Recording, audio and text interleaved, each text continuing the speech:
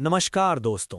आज विश्व की दो सबसे खतरनाक टीमें भारत और न्यूजीलैंड के बीच गुवाहाटी के बरसापारा क्रिकेट स्टेडियम की हरी भरी आउटफील्ड और शाम की नमी के बीच सीरीज का तीसरा और निर्णायक टी20 मुकाबला शुरू हुआ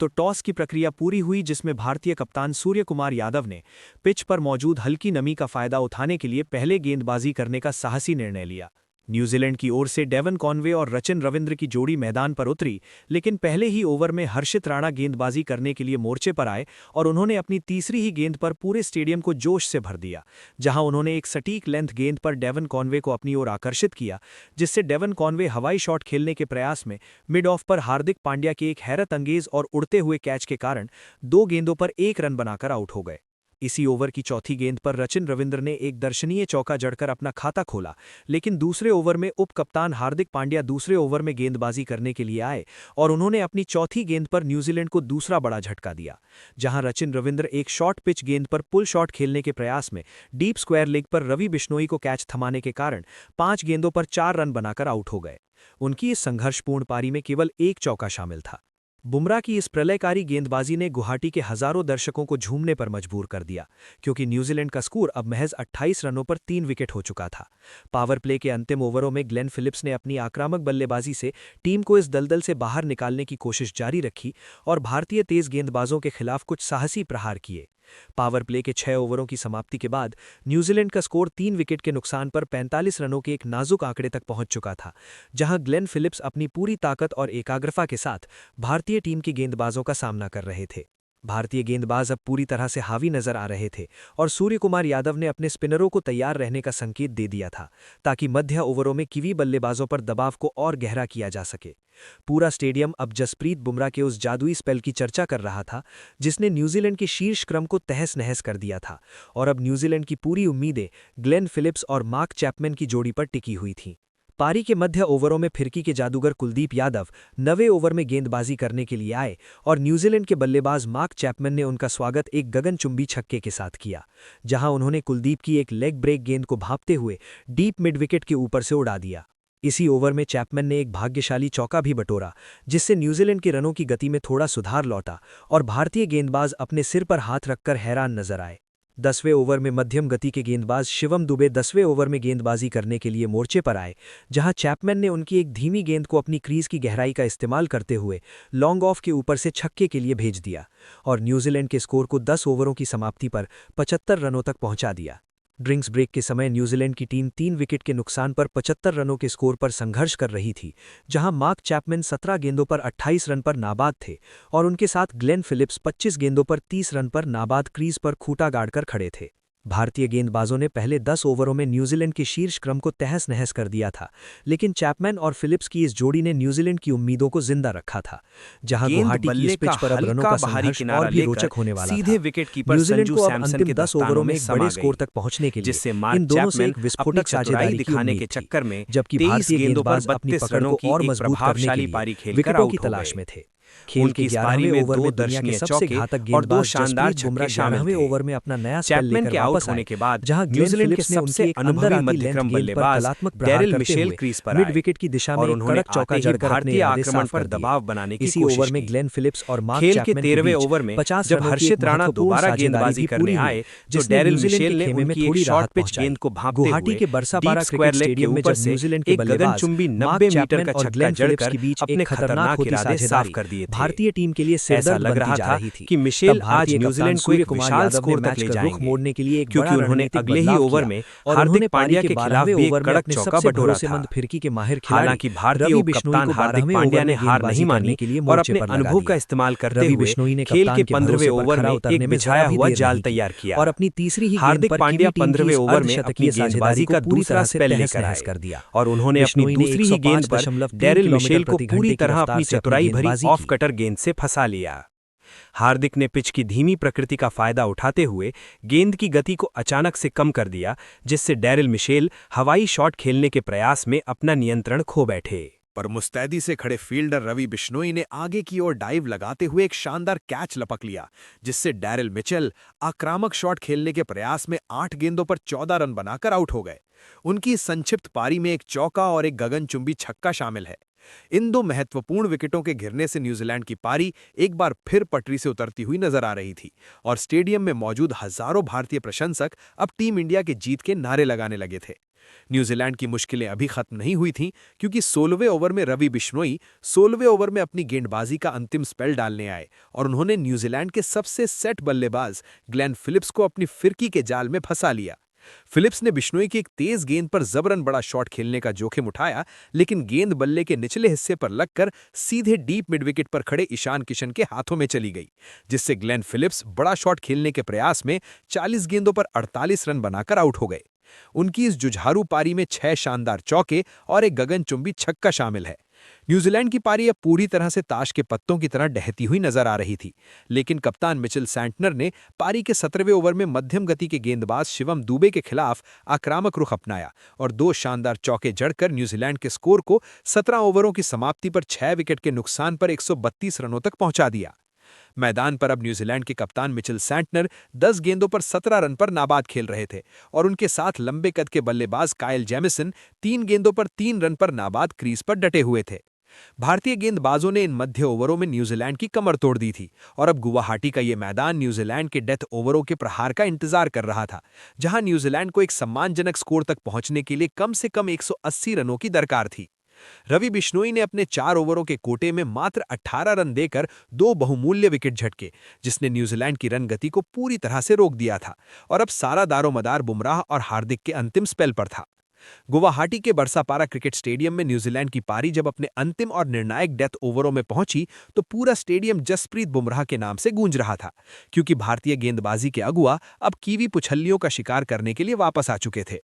खेल के 18वें ओवर में दुनिया के सबसे घातक तेज गेंदबाज जसप्रीत बुमराह 18वें ओवर में अपना अंतिम स्पेल शुरू करने के लिए मोर्चे पर आए और उन्होंने अपनी दूसरी ही गेंद पर कीवी पारी की कमर तोड़ दी। बुमराह ने 141.2 किलोमीटर प्रति घंटे की रफ्तार से एक अंदर आती हुई तेज गेंद फेंकी, जिसे काइल जेमिसन ने लेग साइड की दिशा में जबरन उड़ाने का प्रयास किया, लेकिन गेंद की गति ने उन्हें पूरी तरह छका दिया, जिससे काइल जेमिसन बोल्ड होने के कारण 5 गेंदों पर 3 रन बनाकर आउट हो गए। इसी ओवर की चौथी गेंद पर न्यूजीलैंड के कप्तान मिचेल सैंटनर ने गेंद को मिड ऑफ की ओर धकेला और 2 रन लेने का जोखिम भरा प्रयास किया, लेकिन वहां मुस्तैद खड़े ईशान किशन ने बिजली की रफ्तार से गेंद को थ्रो किया, जिससे मैट हेनरी दूसरा रन पूरा करने के प्रयास में रनआउट होने के कारण एक गेंद पर 1 रन बनाकर आउट हो गए। पारी के 19वें ओवर में युवा तेज गेंदबाज हर्षित राणा 19वें ओवर में गेंदबाजी करने के लिए आए और कीवी कप्तान मिचेल सैंटनर ने उनका स्वागत एक प्रलयकारी छक्के के साथ किया। हर्षित ने एक धीमी गति की गेंद फेंकने की कोशिश की, लेकिन सैंटनर ने अपनी क्रीज का इस्तेमाल करते हुए उसे लॉन्ग ऑन बाउंड्री के बाहर 95 मीटर दूर भेज दिया, जिससे न्यूजीलैंड के खेमे में थोड़ी जान लौटी। हर्षित राणा ने हालांकि तुरंत वापसी की और अगली गेंदों पर कप्तान सैंटनर को हाथ खोलने का कोई मौका नहीं दिया, जिससे न्यूजीलैंड का स्कोर 19 ओवरों के बाद 8 विकेट के नुकसान पर 148 रनों तक ही पहुंच सका। अंतिम और निर्णायक 20वां ओवर फेंकने की जिम्मेदारी जसप्रीत बुमराह ने ली, जो 20वें ओवर में अपनी गेंदबाजी का कोटा पूरा करने के लिए आए और उन्होंने पहली ही गेंद पर न्यूजीलैंड की रही सही उम्मीदों को खत्म कर दिया। बुमराह ने एक ऊंची फुल टॉस गेंद फेंकी, जिस पर मिचेल सैंटनर ने बड़ा शॉट खेलने का प्रयास किया, लेकिन गेंद बल्ले के ऊपरी हिस्से पर लगकर सीधे डीप मिड विकेट पर खड़े अभिषेक शर्मा के हाथों में चली गई, जिससे मिचेल सैंटनर हवाई शॉट खेलने के प्रयास में 17 गेंदों पर 27 रन बनाकर आउट हो गए।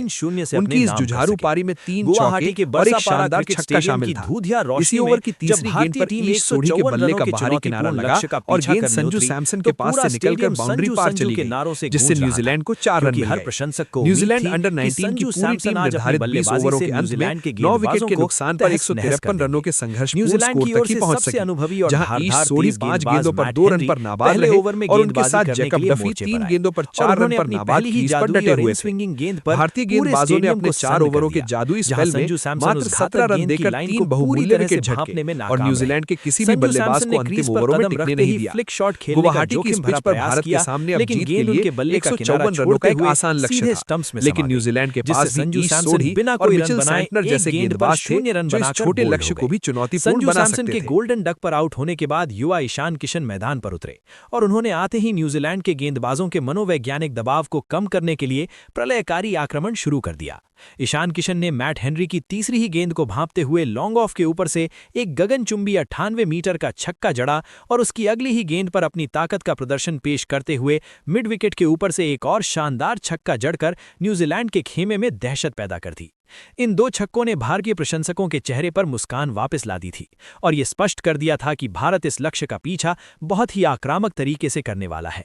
न्यूजीलैंड की ओर से तीसरे ओवर में तेज गेंदबाज जैकब डफी दूसरे ओवर में गेंदबाजी करने के लिए मोर्चे पर आए, जहां सलामी बल्लेबाज अभिषेक शर्मा ने उनका स्वागत किसी बेरहम योद्धा की तरह किया। अभिषेक शर्मा ने डफी की गति का पूरा फायदा उठाते हुए और अपने क्रीज का चतुराई से इस्तेमाल करते हुए लॉन्ग ऑफ के ऊपर से एक गगनचुंबी छक्का जड़कर न्यूजीलैंड के गेंदबाजों को पूरी तरह से बैकफुट पर ढकेल दिया। अभिषेक की इस निडर बल्लेबाजी ने यह साबित कर दिया था कि वे आज गुवाहाटी के इस मैदान पर रनों की ऐसी सुनामी लाने वाले हैं जिसे रोकना कीवी टीम के लिए नामुमकिन सा लग रहा था। और भारतीय टीम अब मात्र 2 ओवरों के खेल में ही न्यूजीलैंड के जबड़े से मैच छीनने की दिशा में कदम बढ़ा चुकी थी। गुवाहाटी के बरसापारा क्रिकेट स्टेडियम की सपाट पिच पर अभिषेक शर्मा और ईशान किशन की सलामी जोड़ी ने रनों की ऐसी प्रलयकारी सुनामी ला दी थी जिसे रोकना न्यूजीलैंड की टीम के लिए अब किसी दिव्य शक्ति के बिना नामुमकिन सा लग रहा था। रनों की इस बेकाबू रफ्तार को थामने के लिए न्यूजीलैंड के कप्तान मिचेल सैंटनर ने अपने सबसे अनुभवी लेग स्पिनर ईश सोढ़ी को मोर्चे पर लगाया,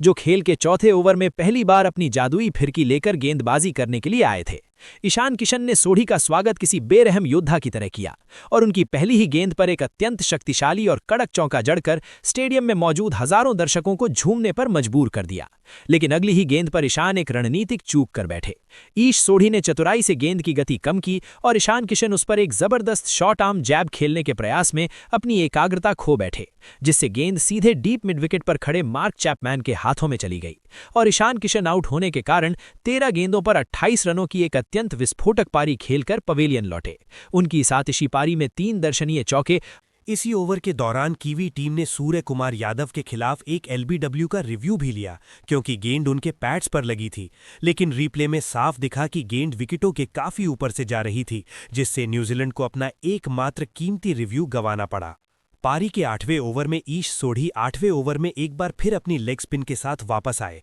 लेकिन सूर्य कुमार यादव ने उनके खिलाफ एक आक्रामक रुख अपनाते हुए लगातार 2 कड़क और कलाइयों के इस्तेमाल वाले चौके जड़कर न्यूजीलैंड की गेंदबाजी लाइनअप को पूरी तरह से तहस नहस कर दिया। अभिषेक शर्मा ने भी इसी ओवर में अपना रौद्र रूप जारी रखा और सोढ़ी की अंतिम गेंद पर एक गगनचुंबी 100 मीटर लंबा छक्का जड़कर भारत के स्कोरबोर्ड को 120 रनों के पार पहुंचा दिया, जिससे न्यूजीलैंड के खिलाड़ियों के चेहरे पर हार का डर साफ नजर आने लगा था। इन दोनों बल्लेबाजों के बीच पनपी इस तूफानी साझेदारी ने गुवाहाटी के इस मैदान पर रनों की ऐसी मूसलाधार बारिश कर दी थी कि न्यूजीलैंड के गेंदबाज अब गेंदबाजी करने से कतरा रहे थे और भारत अब एक ऐतिहासिक जीत की दहलीज पर खड़ा था। खेल के 9वें ओवर में मिचेल सैंटनर 9वें ओवर में एक बार फिर अपनी स्पिन गेंदबाजी का कोटा जारी रखने के लिए मोर्चे पर वापस आए, लेकिन अभिषेक शर्मा ने उनके स्वागत में कोई कमी नहीं छोड़ी और ओवर की दूसरी ही गेंद पर अपने पैरों का शानदार इस्तेमाल करते हुए एक्स्ट्रा कवर की दिशा में एक बिजली की रफ्तार वाला फ्लैट चौका जड़ दिया।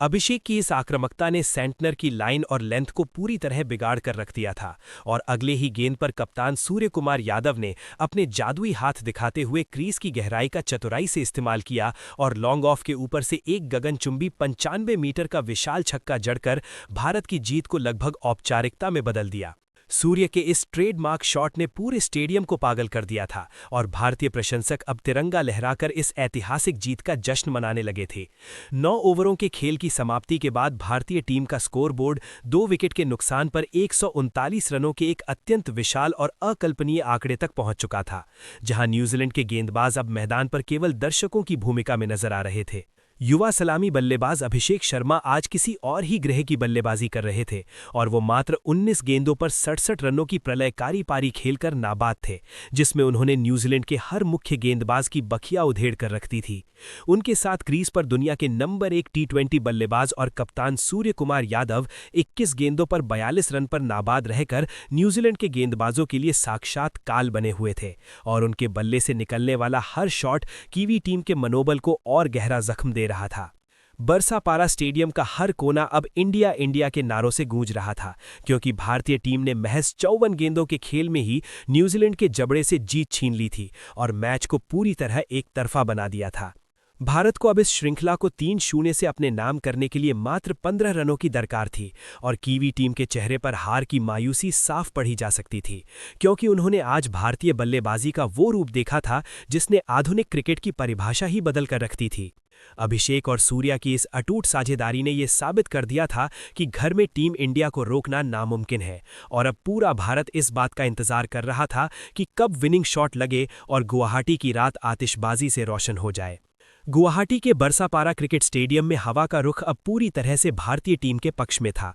और न्यूजीलैंड के खिलाड़ियों के चेहरों पर हार की हताशा साफ झलक रही थी, क्योंकि मैच अब अपने उस अंतिम और निर्णायक पड़ाव पर पहुंच चुका था जहां भारत की जीत केवल समय की बात रह गई थी। न्यूजीलैंड के कप्तान मिशेल सैंटनर ने अंतिम कोशिश के रूप में अपनी ऑफ स्पिन गेंदबाजी के लिए ग्लेन फिलिप्स को पारी के 10वें ओवर में गेंदबाजी करने के लिए मोर्चे पर बुलाया ताकि किसी तरह भारतीय कप्तान के प्रलयकारी प्रहारों पर लगाम लगाई जा सके।